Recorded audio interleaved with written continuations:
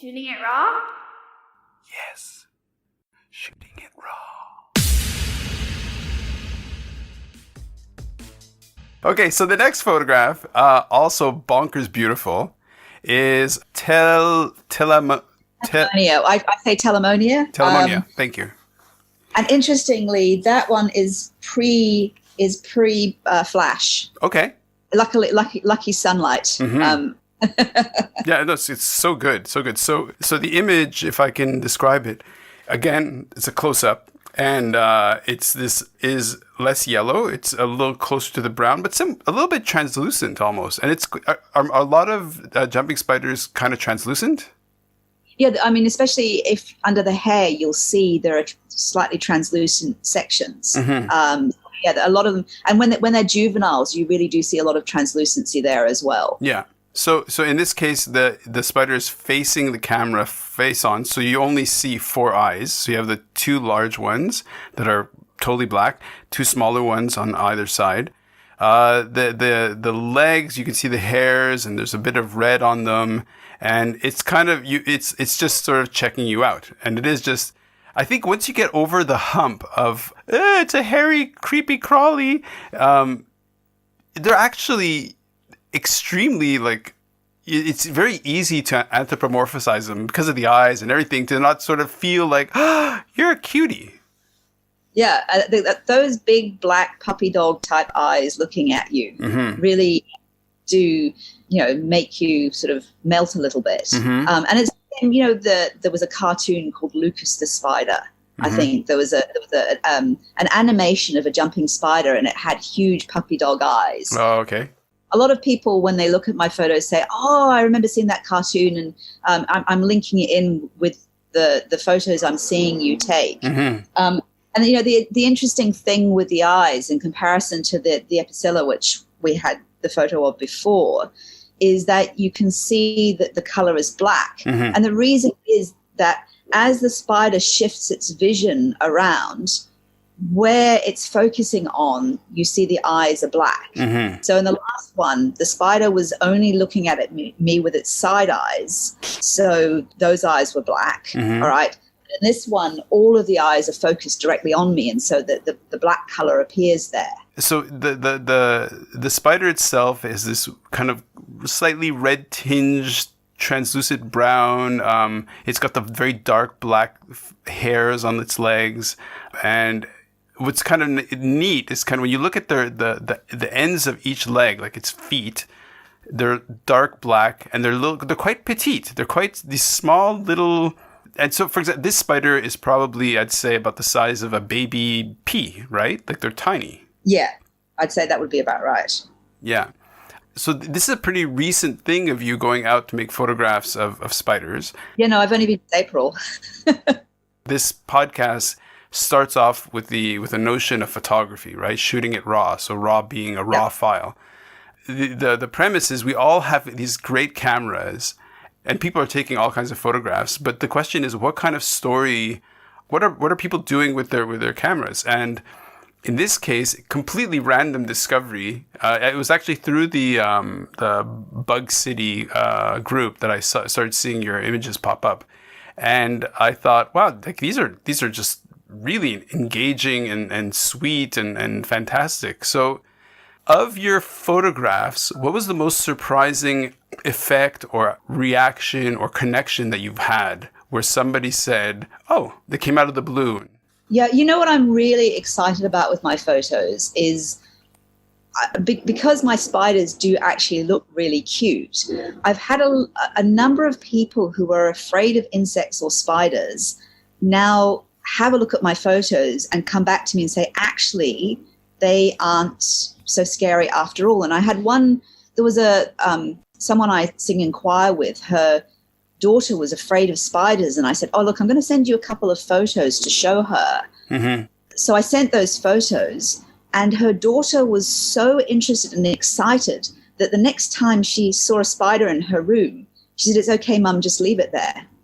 Right. So, I mean, I really love that reaction. I mean, what I'm really hopeful, I guess, now with my photos is that people will look at the photos of the insects I have and say, wow, Hong Kong has these amazing features, and we actually, obviously do more to preserve them.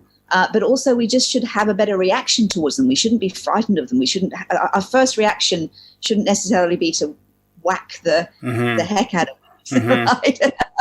So to me, that initial reaction was quite surprising, like that I got this, they're actually really cute after all. And now I'm really excited by that reaction. I want to try and have more people excited by it as well. Was this image also, I mean, the spider is on a gray, it looks like a railing, so I guess this is consistent, it's on a gray railing? Again, a railing. Yeah. That's the trouble is most of my spiders are on railings, so the backgrounds are a little bit boring. No, not at all, not at all. Occasionally I will get them on a leaf or something nicely green, but a lot of the time. This is great. Look, this is where they're living. This is, and look, ultimately what matters is the image kind of works. Do you know why you tend to photograph? Well, so of the images I've seen, maybe it's just the ones I've picked, and maybe it's just because the female of the species is more pretty than the male. But do they tend to be females? Like, okay, I photograph both, but the interesting thing is, and this is a technical thing I haven't yet worked out with my photography, to be honest. A lot of the males are darker; they're blacker in color, and so what happens is that when I'm trying to get photos of them, the light both gets sucked into and reflected very harshly off them. Right, so actually getting those little black spiders to actually photograph well is trickier. So a lot of my better photos are of the females of the species. Right. Obviously, there are species where they're not quite so what you call sexually dimorphic. That means they don't have the different coloration. Yeah. The different, even the slightly different shape to them, because you'll see, if you do have a look and I'm pointing out the difference, sometimes you'll find they're just slightly differently shaped or differently colored looking. But if they're very similar to each other in terms of appearance, there are other things that you can tell them apart. And some of the males I will have photos of because they're the same as the females and the same colors. Right. But yeah, it's something I still have to work out with my photography with those poor males. Well, it's cool that I am really inspired by the idea of somebody who's just living their lives, and who knows what triggers, what sparks this all of a sudden this fascination and this impulse to all of a sudden decide, hey, you know what? This is actually really cool. And then you kind of jump in and you go and you get yourself a camera, and now you're getting more into lights. And I can see that part of your growth is there's a challenge of it, in the sense of, okay, I'm challenged because I want to get a better and better image. And you're also be able to get the results. So you're having the incremental improvement, which is very satisfying. So yeah, like it's interesting that you've gotten great results so quickly. Yeah, I think I'm lucky because, as I said, I've got these railings and I've got the spiders on the railings. I've got the subjects there, so it does make them a little bit easier to photograph and to find. I mean, obviously, I spend a bit of time galloping up and down the rails as the spiders move around. I often have to get about 20 shots before I get a good one. Right. Of course. But the lucky thing for me is that I've got, in a sense, the spiders on tap to experiment with it. And I mean, a lot of the photography, there's a huge amount of experimentation I've got to do, because the sizing of the spiders, sometimes they are so tiny, they are half the size of my fingernail, and trying to actually get a sharp image. And they're fast. And they're fast moving as well. I mean, only when they decide, right, finally I'm going to stand my ground and sort of possibly, just before they jump me. Quite often I can get that good shot. And I have had a lot of improvement over the last few months, just, working on, what works with light and no, I love it. Like that. Yeah, it's great. It's absolutely great.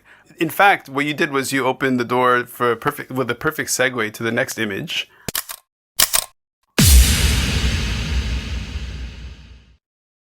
So is life really a gift? Really? Can you make every second count? That's the whole point of the podcast.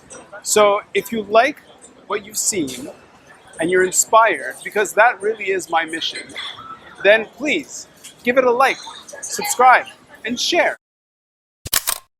Shooting it raw? Yes. Shooting it raw.